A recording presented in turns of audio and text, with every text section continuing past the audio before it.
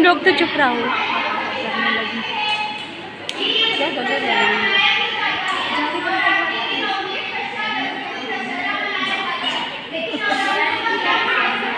जबरा नहीं पोज दे रही मैम लोग का चली गई नहीं देंगे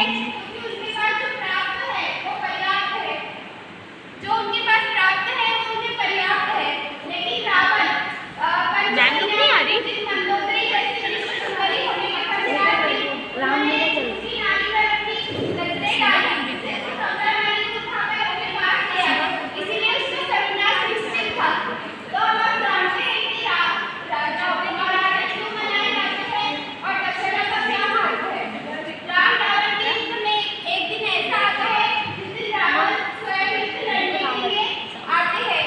उस दिन सारी सेना में हाहाकार मच जाता है, चारों ओर त्राहिमाम त्राहिमाम हो जाता है। रावण इतनी बुरी तरीके से सेना को अस्त-व्यस्त कर देता है कि राम की सेना में सब मूर्छित हो जाते हैं, सुग्रीव मूर्छित हो जाते हैं, लक्ष्मण मूर्छित हो जाते हैं। तो उस दिन राम सब लोग सभा में बैठे हुए बातचीत कर रहे थे। राम बड़े ही चिंतित दिखाई देते हैं। तो जामवंत पूछते हैं, भगवान क्या हुआ? तब राम कहते हैं कि आज तो हमारी सेना अस्त-व्यस्त हो गई, इसी प्रकार चलता रहा तो हम युद्ध हार जाएंगे। जामवंत उन्हें समझाते हैं कि रावण एक पापी है, उसका सर्वनाश आज नहीं तो कल निश्चित ही है। किंतु राम कहते हैं कि नहीं, मैंने अपनी शक्ति के साथ लड़के का रोमांच तो देख लिया। मैं शक्तियों से लड़ता हूँ, फिर भी शक्ति मेरे साथ नहीं उनके साथ लड़ रही है। तो जामवंत जी कहते हैं अगर ऐसी ही बात है तो आप उत्तर कीजिए शक्ति का और हम उत्तर 9 दिनों तक हम संभालेंगे। तो राम जी उत्तर के लिए 108 कमल जूही कमल मंगवाए जाते हैं। राम शक्ति की आराधना करते हैं, लौ लगाते हैं, सिद्धि प्राप्त करने के लिए उनको पूजन करते हैं। 107 कमल 90 दिन तक लड़ जाते हैं। कहते हैं कि बात सही बात है, वो माता की खत्म नहीं हो गया। चलो मैं आपको एक बात बताती हूँ तुमसे शादी कैसे करनी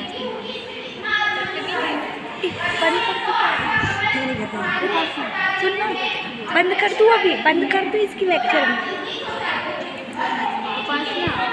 उपासना कैसे रावण से शादी करनी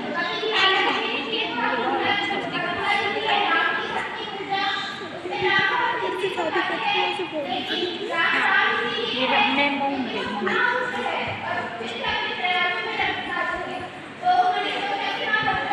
मंदोदरी को मैं मदद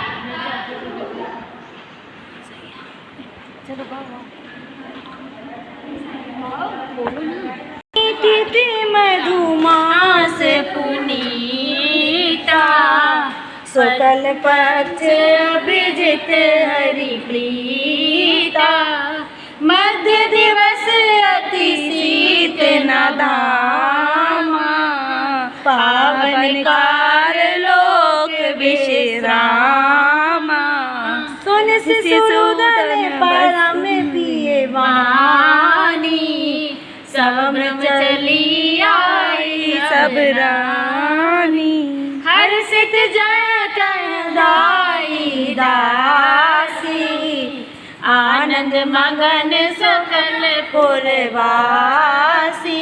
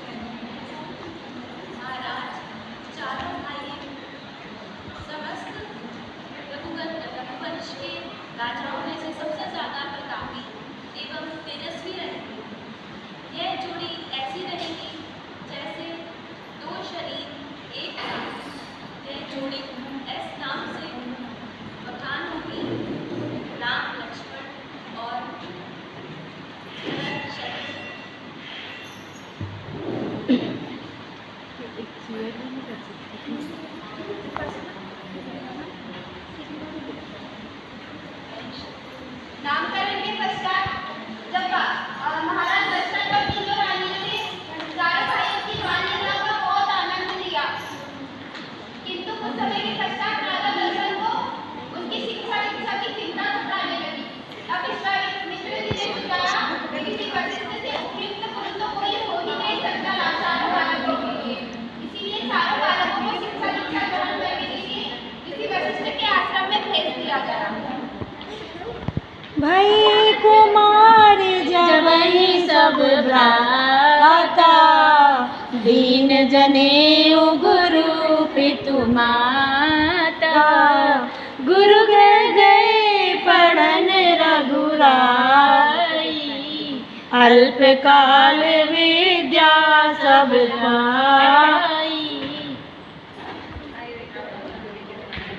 विश्वामित्र महामुनि ज्ञानी बसई विपिन शुभ आश्रम जानी देखत यज्ञ निशाचर धावहि करहि उपद्रव मुनि दुख पावहि तब मुनि मन कीन विचार प्रभु अवतार मरण महिमारा ज्ञान विराग सकल गुण गैना सो प्रभु में देखब बहिना अनुज समित देहु रघुनाथा निश्चर बद में हो सनाथा सुन राजा अति अप्रिय बानी हृदय कांप मुख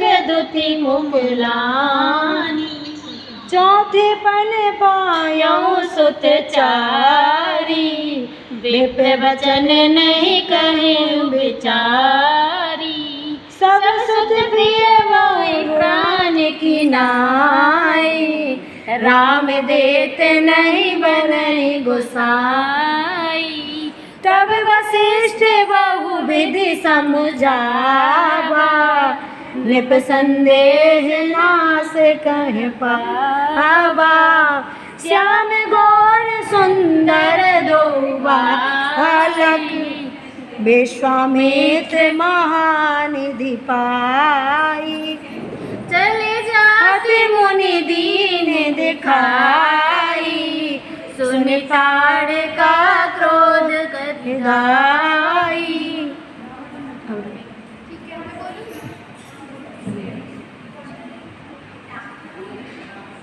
जब चारों भाई शिक्षा ग्रहण करके सामर्थ्य से आए, तब विश्वामित्र अपने आश्रम में जैसे कर रहे थे। अरे यार बात है उनकी आकृति की पूर्णाहुति नहीं हो पा रही थी, क्योंकि सुबाहु और राजा जैसे निशाचर उस वन में रहते थे, जो यज्ञ की पूर्णाहुति में बार-बार बाधा डालते थे। तभी विश्वामित्र ने देखा कि दोनों भाई लक्ष्मण और राम तो अपनी शिक्षा पूर्ण करके वापस लौट आए अयोध्या। इसीलिए वो राजा दशरथ से अपने पुत्रों को मांगने के लिए जाते हैं कि मैं अपनी यज्ञ की पूर्णाहुति पूर्ण कर सकूं। किंतु राजा दशरथ कहते हैं कि मैंने बुढ़ेपन में तो बहुत वृद्धावस्था में तो अपने पुत्रों की प्राप्ति की है, जो मुझे अपने हृदय से भी बहुत प्यारे हैं, मुझे प्राणों से प्रिय है। इसीलिए आप मेरी चतुरंगिनी सेना को लेकर जाइए महाराज विश्वामित्र जी, किंतु मेरे पुत्रों को मेरे पास रहने दीजिए। तब विश्वामित्र उन्हें बहुत समझाते हैं कि आपके पुत्रों को कुछ नहीं होगा, मैं उन्हें अस्त्र शस्त्रों की विद्या प्रदान करूंगा। और इस प्रकार वो मान जाते हैं और अपने पुत्रों को उन्हें दे देते हैं। वन में अहिल्या को काटते हैं श्री राम, ताड़का वध और सुबाहु जैसे निशाचरों का वध कर वापस अयोध्या लौटते हैं और विश्वामित्र उन्हें सीता स्वयंवर में लेकर जाते हैं। चली जाते मुनि दीन दिखाई, सुन ताड़ का क्रोध कर गाई। ये कई बार प्राण हरि लीना, दीन जानत निज पर दीना। गौतम नारी श्राप बस उपल दे धरि धीर। चरण कमल रज चाहते, कृपा करहु रघुवीर। चले राम लक्ष्मण मुनि संगा, गए जहाँ जग पावन गंगा। विश्वामित्र महामुनि आए, समाचार मिथिलापति पाए। कीन प्रणाम चरण धरि माता, दीन आशीष मुदित मुनि माता।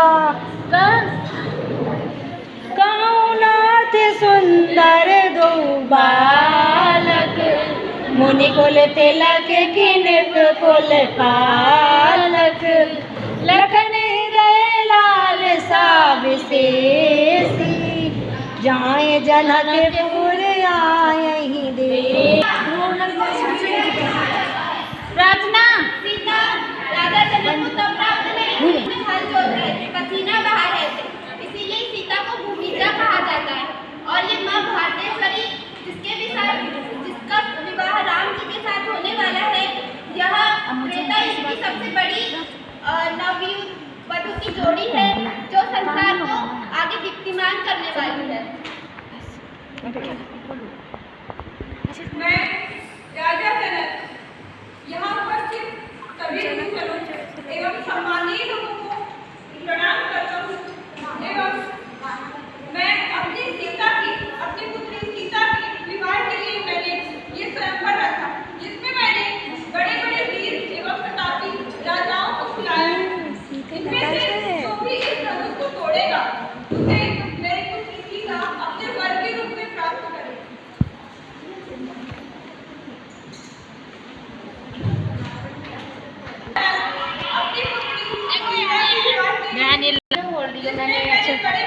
स्वयंवर देख जाई, इस गाय दे बढ़ाई, रंग भूमि आए दो भाई, अस सुध सब पुरवासन पाई, चली संग ले सखी सयानी, गावत गीत मनोहर वानी, रंग भूमि जब सिय पगधारी, देख गाँव पे मोहे नर नारी,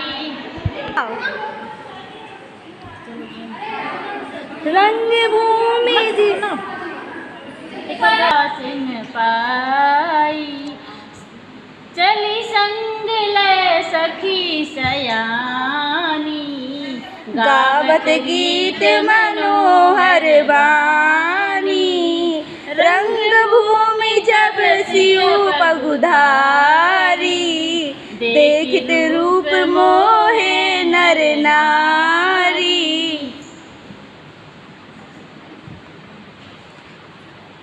यहाँ पर आए सभी राजाओं एवं महामुनियों को मेरा प्रणाम और आप सभी का मैं तहे दिल से आभार प्रकट करता हूँ कि आप मेरी पुत्री सीता के स्वयंवर में पधारे। आप सभी से निवेदन है कि स्वयंवर प्रारंभ हो।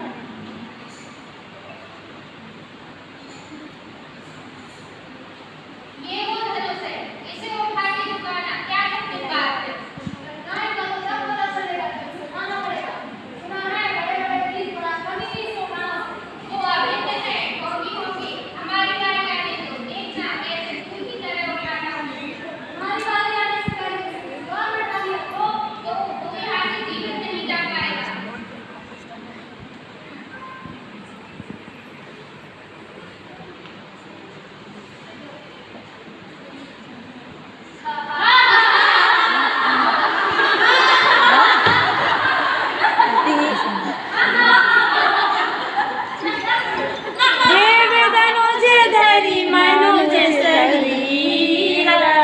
विपुल वीर आए रणधीरा,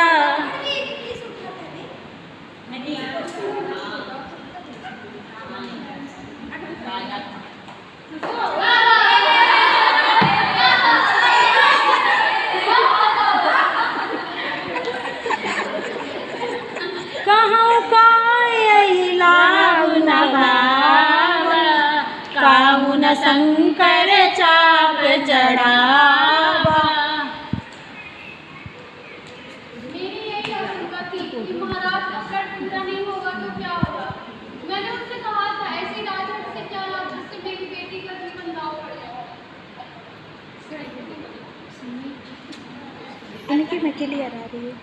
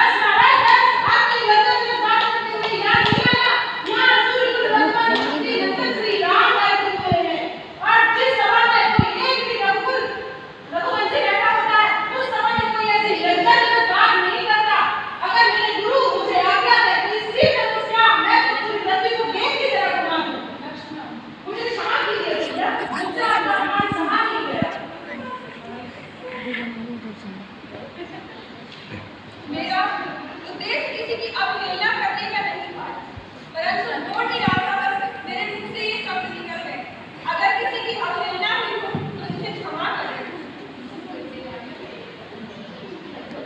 विश्वामित्र समय शुभ जानी, भोले अति स्नेह मैं बानी,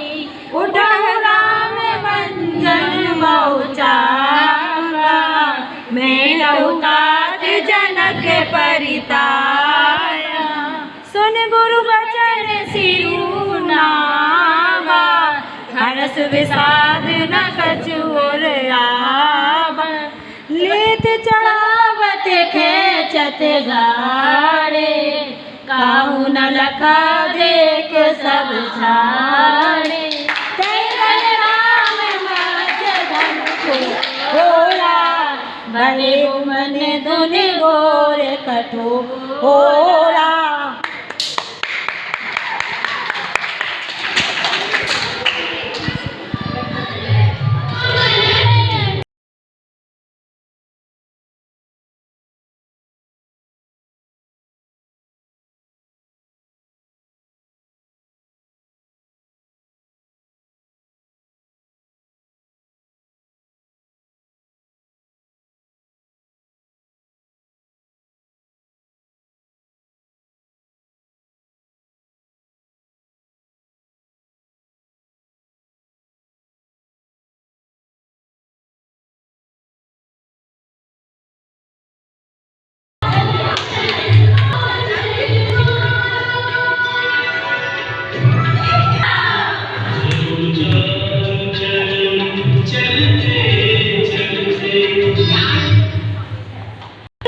वचन कठोरा, कहूँ जन जनक धनुष के तोड़ा।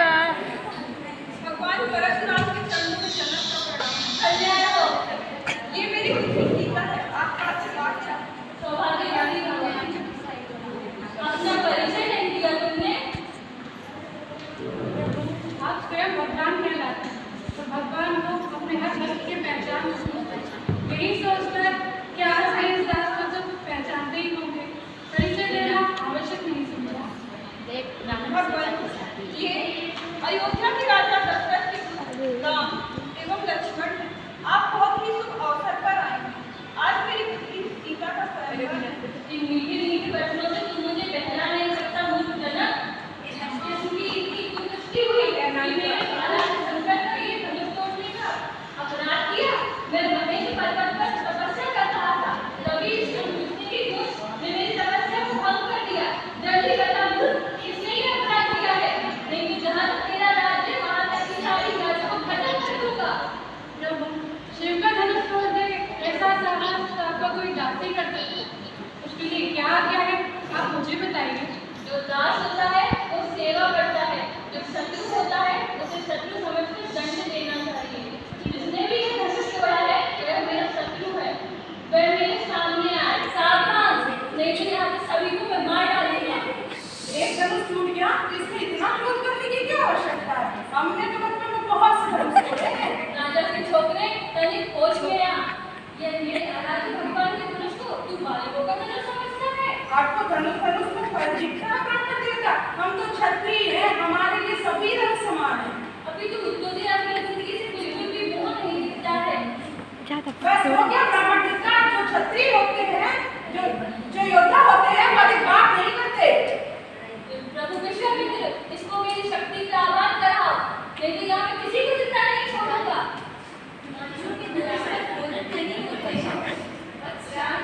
तुम शांत रहो कौशिक नंदन। आपको सहज सुजान बालक की बातों पर ध्यान नहीं दिया, और फिर उसने तो आपको कोई अपराध भी नहीं किया। आपका अपराधी हुए, यदि दंड देना है तो मुझे दीजिए। अपना दास समझकर या तो मुझ पर कृपा कीजिए या चाहे मुझे दंड दीजिए। जिस प्रकार भी आपका ये क्रोध शांत हो सके तो उपाय करने के लिए तैयार। तुम भी कम मूर्ख नहीं हो। यहाँ भगवान शंकर का धनुष तोड़कर मुझे भी पीछे साथियों में फंसा गए हो। वहाँ मेरा छोटा भाई मुझे क्रोध दिलाकर मेरा बल छीन कर रहा है और फिर मुझसे अनुनय विनय कर रहा है। तुम्हें क्या लगता है कि अपने नाम के आगे नाम लगाने से तुम परशुराम का भी सामना कर सकते हो? अगर ऐसा लगता है तो उठाओ और लड़ो मुझसे। मैं तुम्हें निहत्था नहीं मानूंगा, तुम्हें वीरोचित मृत्यु का अवसर दूंगा, और नहीं तो अभी तुम लोग को काट डालूंगा। प्रभु, यदि रण में हमें कोई लगता है तो क्षत्रिय धर्म के अनुसार हम उससे अवश्य लड़ेंगे, पर हम ब्राह्मणों पूछेंगे। हम ब्राह्मण और स्त्री पर हाथ नहीं उठाते। मेरा तो कोई छोटा सा नाम है राम, परंतु आपका पर्स समेत परशुराम। आपने अपने राम को अभी तक नहीं पहचाना, परंतु मैं तो आपकी प्रभुता को जानता हूँ। आपसे हारने में भी मेरी जीत। हे रघुनंदन, ये भगवान विष्णु का धनुष है जो उन्होंने मेरे पितामही ललित के पास रखा था। उस पर बाण का संधान कर दो तो मेरा सारा काम मिट जाएगा। रघुनंदन, आप जानते हैं कि ये अमोघ वैष्णव बाण खाली नहीं जाए, परंतु आप ब्राह्मण हैं, मैं इसको आप पर नहीं छोड़ सकता। अब आप बताइए, मैं इससे किसे न सकूँ?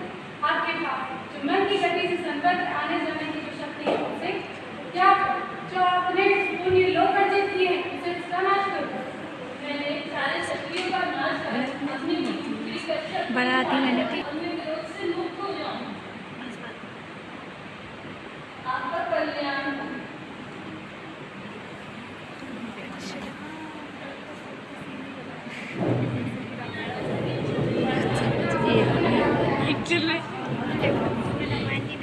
सीता संयम के पश्चात विश्वामित्र और जनक आपस में बातचीत करते हैं कि क्यों न जो तीनों अतिरिक्त बहनें हैं कीर्ति, मांडवी और उर्मिला, उनका विवाह भी भरत, शत्रुघ्न और लक्ष्मण के साथ कर दिया जाए और चारों नववधू और नवयुवक अपनी अयोध्या की ओर प्रस्थान करते हैं और अपने माता पिता तीनों रानियों समेत दशरथ से आशीर्वाद लेते हैं।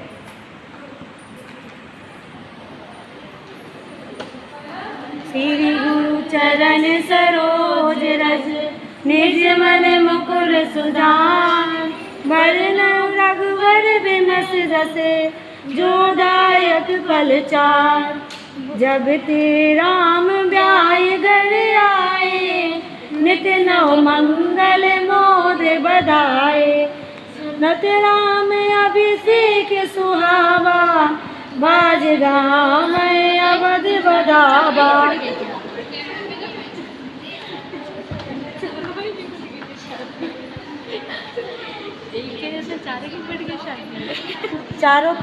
चारों बधुओं के साथ अपने माता पिता से आशीर्वाद लेते हैं।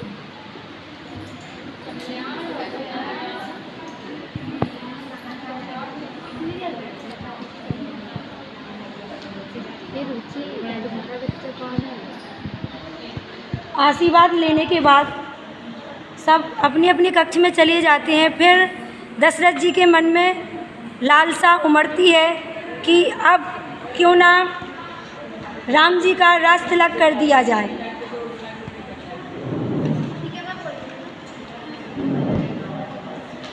आशीर्वाद के पश्चात दशरथ जी कहते हैं कि अब मैं वृद्धावस्था में आ चुका हूँ, क्यों न इस राज्य को एक नया राजा दिया जाए। और वो घोषणा करते हैं राज्यसभा में कि अगले दिन राम का राज्याभिषेक करके उसे अयोध्या का राजा बना लेंगे। तभी दीख मंथरा नगर बनावा मंजुल मंगल बाज बधावा। पूछ सी लोगन का चाहू राम तिलक सुनि बाउर दाऊ। दुई वरदान भूप अरे करंजली कहाँ मर गई थी तू? देख तेरे लिए मैंने कितना बहुमूल्य हार निकाल के रखा है। लाओ मैं तुझे पहना दूं।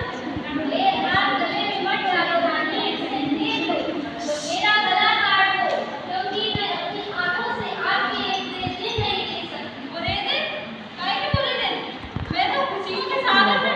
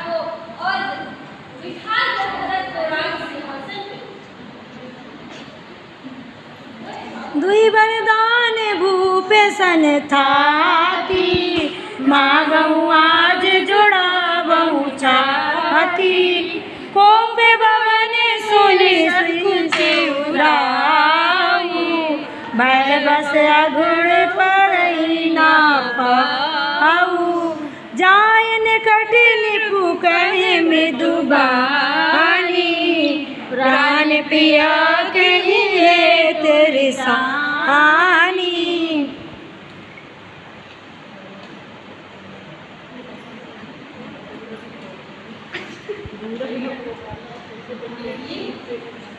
देवी कैकेयी, ये क्या हुआ?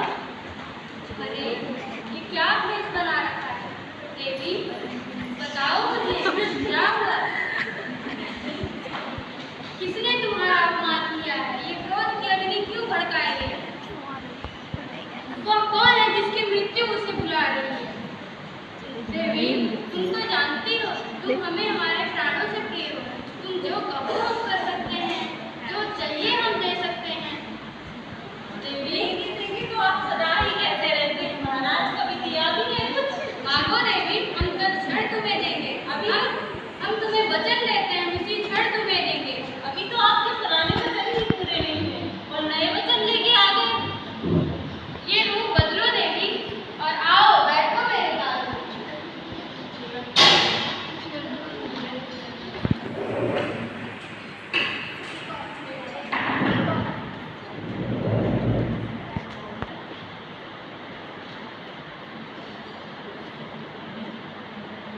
मुझे तो सिर्फ अपने दो ही वचन चाहिए, ये मांगो या वही मेरा जो तुम चाहो।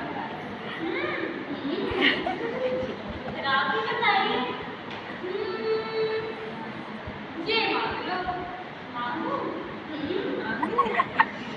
तो मेरा पहला वचन कहना है कि अयोध्या का राजा मेरे पुत्र भरत को मिले, राम को नहीं।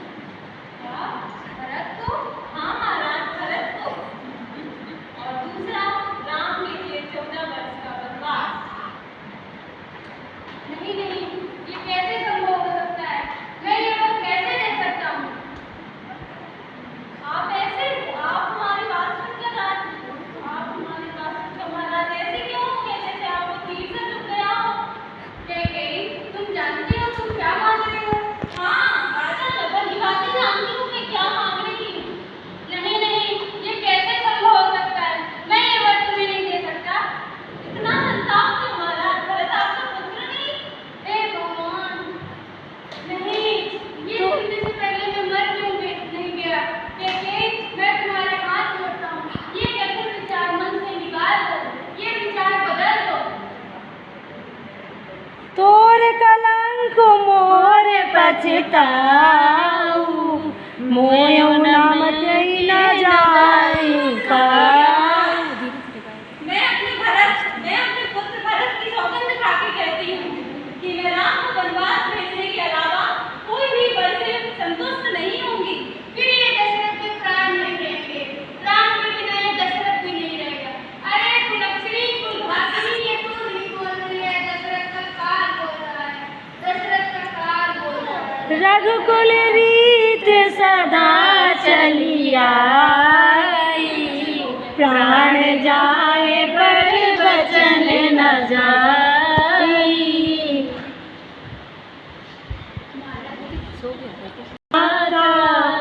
मुदित मातु पद नयऊ माता। माता, ये पिताश्री को क्या हुआ? तुम कहती हो तो मैं बता देती हूँ। तुम्हारे पिताश्री ने मुझे वो वर दिए थे। उन्होंने कहा था जब तुम जाओ, जब तुम्हारी इच्छा हो तब मांग लेना। तो मैंने दो वर मांग लिए। मेरा पहला वो दो वर क्या है माता? मेरा पहला वरदान था मेरे पुत्र भरत को अयोध्या का राज मिले। तो दूसरा तुम्हारे लिए 14 वर्ष का वनवास। बस इतनी सी बात है? इतना ही बात था? ये तो बड़ी प्रसन्नता की बात है कि मुझे माता पिता दोनों के वचनों का पालन करने का ऐसा अवसर जो किसी पुत्र को बड़े भाग्य से मिलता। राम को राज्य नहीं, भरत को राज्य नहीं मिलते, यदि मुझे किसी के का भी क्या आवश्यकता है। पिताश्री, मुझे आशीर्वाद दीजिए कि मैं अपने वचनों की पूर्ति कर सकूं और अपना जीवन धन्य कर सकूं। अब आप दोनों मुझे प्रसन्न चित्त से बन जाने की आज्ञा दीजिए।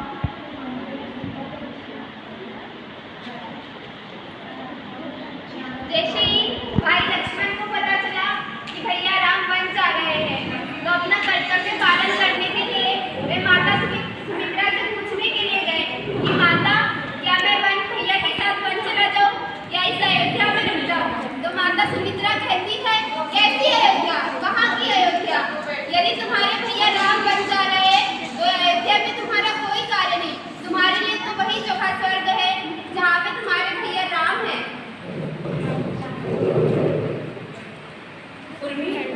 मैं भी भैया राम के साथ वनवास जाना चाहता हूँ। स्वामी, मैं भी आपके साथ वनवास चलूंगी। नहीं उर्मी, ये बात भैया को कदाचित पता नहीं चलनी चाहिए कि तुम भी हमारे साथ वनवास जाना चाहते हो, वरना वो मुझे भी वनवास नहीं जाने देंगे। मुझे सेवा का कर्तव्य निभाना है, मैं तुम्हारी देखभाल नहीं कर सकूंगा। स्वामी, आप मेरी देखभाल करें इसकी आवश्यकता नहीं। मैं तो इसलिए जाना चाहती हूँ कि मैं आपकी सेवा कर सकूँ। स्वामी नहीं उर्मी, इस समय मुझे सेवा का कर्तव्य निभाना है और तुम्हें माता कौशल्या की सेवा करनी है। मैं तुमसे एक प्रार्थना और करना चाहता हूँ उर्मी, कि जब हम वनवास जाए तो तुम्हारी आंख में एक भी आंसू ना हो। बड़ा कठिन कार्य बता दिया है स्वामी आपने। हे स्वामी, मैं जानती हूँ कि आप भगवान राम के साथ वनवास जाना चाहते हैं। मैंने आपको वचन दिया था कि भगवान राम के कर्तव्य में मैं कोई बाधा नहीं करूँगी, और जब भी कार्यस्थली का बात होगी सिर्फ आप ही का नाम लिया जाएगा। मैं एक प्रार्थना और करना चाहता हूँ उर्मी, कि इन 14 वर्षों तक मेरी नींद की जिम्मेदारी तुम्हारी होगी। ठीक है स्वामी। हे इंद्रा देवी, मैं आपसे प्रार्थना करती हूँ, इस 14 वर्ष के वनवास में जो मेरे स्वामी चाह रहे हैं उनकी निद्रा मुझे अर्पित कर दीजिए।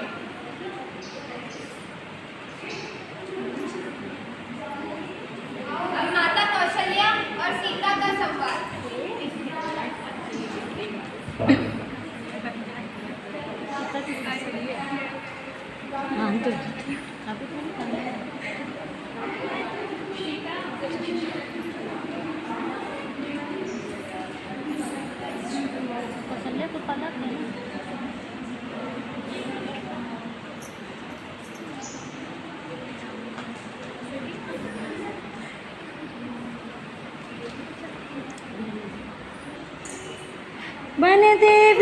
बन देव उदारा, करो सास ससुर संसार, कंद मूल फल अमय खारू, अवध शोध सत सरिस पहाड़।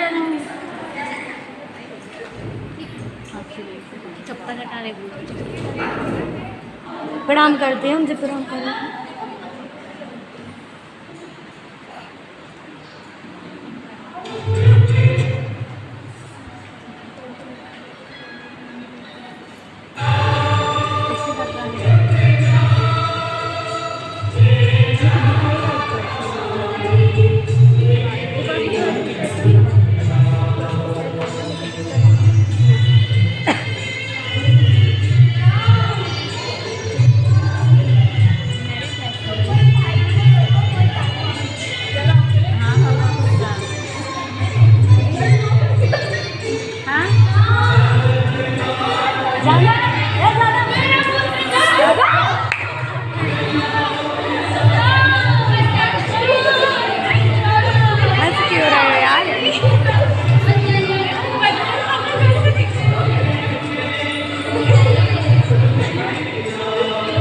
दोनों आएंगे।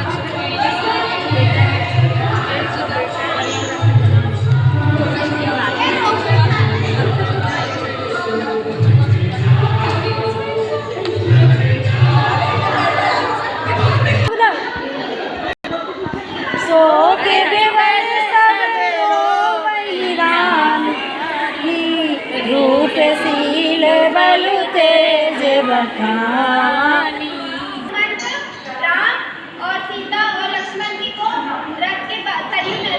सरयू नदी तक छोड़ने के लिए जाते हैं। उसके बाद केवट से कहते हैं कि आप इन्हें सरयू पार करवा दीजिए। नारी है, इन्होंने जैसे ही अपने पैरों की रस अहिल्या को लगाई, वो सुंदर स्त्री में परिवर्तित हो गई। तो यदि मेरी नाव को मेरे पैर रखकर सुंदर स्त्री में परिवर्तित कर दी गई, तो मेरे कुटुंब का पालन किस प्रकार होगा? क्योंकि मेरे पास तो केवल एक नाव ही है जिससे मैं अपने कुटुंब का पालन कर सकता हूँ। ऐसा कहते हैं सब लोग कि जादू भरी तुझे अचरज मारी, इस पद रज से स्पर्श हुआ तो मन शीला बनी सुंदर नारी। मेरे पास है बस एक नैया, सारे कुटुंब की पालनहारी। नाव बनी किनारे तो आएगा मुझ निर्धन पर संकट भारी। एक नार का कठिन है पालन, कैसे पालूंगा दो नारी। तो इसके पश्चात केवट कहते हैं कि इसलिए मैं पहले आपके चरण धोना चाहूँगा, और यदि मुझे कुछ नहीं हुआ तो मैं अपनी नाव में आपको बिठाऊंगा। और उसके प्रभु के चरण धोकर अपनी नाव में बिठाते। और जब बारी उतराई की आती है तो उतराई देने के लिए राम जी के पास कुछ नहीं होता। तब सीता माता चुपके से अपनी अंगूठी उतार देती है और राम जी के हाथों में रख देती है, और इस सोने की मुद्रिका को केवट को जैसे ही देने लगती है तो केवट कहते हैं कि हे प्रभु, मैं भी जब को उतराई देता हूँ और आप भी, बस फर्क इतना है कि आप इस भवसागर से पार लगाते हैं और मैं सरयू से पार लगाता हूँ। इसलिए मैंने आपकी सरयू की उतराई नहीं ली, और आप जब भवसागर से मुझे पार लगाएंगे तो मेरी उतराई नहीं लेगा। और जी को वनवास हो जाता है और पिता दशरथ की मृत्यु हो जाती है। तब भरत को पता नहीं होता क्योंकि वो ननिहाल में होते हैं, और उन्हें यह संदेशा भेजा जाता है कि अयोध्या में कोई विपत्ति आन पड़ी है। इसीलिए वे जल्दी ही अयोध्या वापस लौट आते हैं कैकेयी प्रदेश से। देख मात उठ धाई, मूर्छित अबन परिजयाई।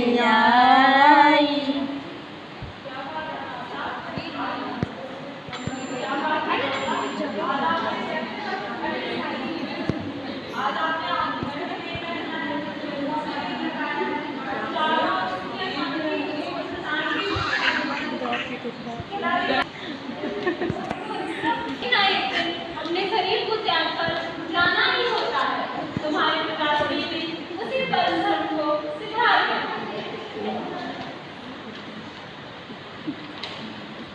मेरे सारे सपने सच हो गए, आपकी रनौनी हो ही गई। धीरज रखो नाथ, धीरज रखो। तुम तो अपने पिताश्री की तरह वीर और धीर पुरुष में से एक हो, और संसार में जो जन्म लेता है उसे अपना लक्ष्मण शरीर त्याग कर जाना ही होता है। माँ, मैं कितना भागा हूँ। पिताजी ने अंतिम समय में उनका दर्शन भी नहीं कर सका। पिताजी ने अंतिम समय में मेरा नाम तो लिया होगा। नहीं पुत्र, उनने सिर्फ अंतिम समय में राम का ही नाम लिया, राम को ही पुकारते थे। मतलब अंतिम समय में राम भैया की पिताजी से बात नहीं हुई। नहीं पुत्र, राम भैया वन में क्यों? महाराज ने अपनी मृत्यु के पूर्व राम को 14 वर्ष का वनवास दे दिया था। भैया ने क्या अपराध किया है माँ? उसका दंड क्यों दिया गया है? किसी का कोई अपराध नहीं, वचन पालन की बात थी। किसको दिया था वचन माँ? मुझे। क्या दिया था वचन? तुम्हारे पिताश्री ने मुझे 2 वचन दिए थे कि जब तुम्हारा मन चाहे तुम वो वचन मांग लेना। मेरा पहला वचन था तुम्हारे लिए अयोध्या का राज, और दूसरा राम भैया के लिए वनवास। अरे पापिनी, श्री राम को वन में भेजते समय तुम्हारे जिभे के टुकड़े नहीं हुए? इतने क्रूर वचन मांगते समय तुम्हारे मुंह में कीड़े क्यों नहीं पड़े? आज भी तुम मेरी माता नहीं, मैं नरक में रहूंगा पर तेरे साथ नहीं।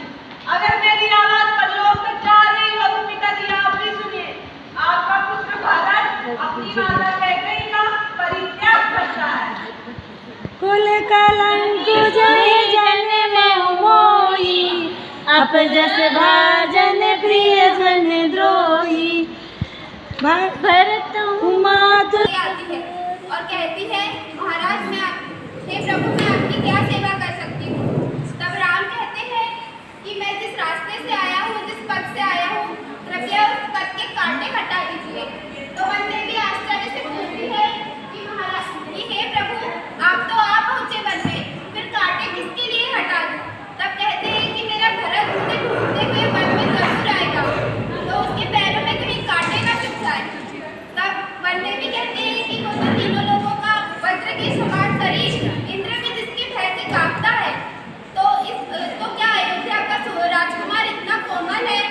तब राम कहते हैं नहीं, वो इसीलिए दुखी होगा क्योंकि वो जानता है, वो पहले से दुखी है कि मेरे कारण मेरे भैया राम को वनवास हो गया, और यदि इन कांटों पर वो भैया चले होंगे तो उन्हें कितनी पीड़ा हुई होगी, माता सीता को कितनी पीड़ा हुई होगी। इसीलिए वो अपने भाई के लिए कांटों को हटाने की वनदेवी से बात कहते हैं। जैसे ही पता चलता है धूमचक्रों से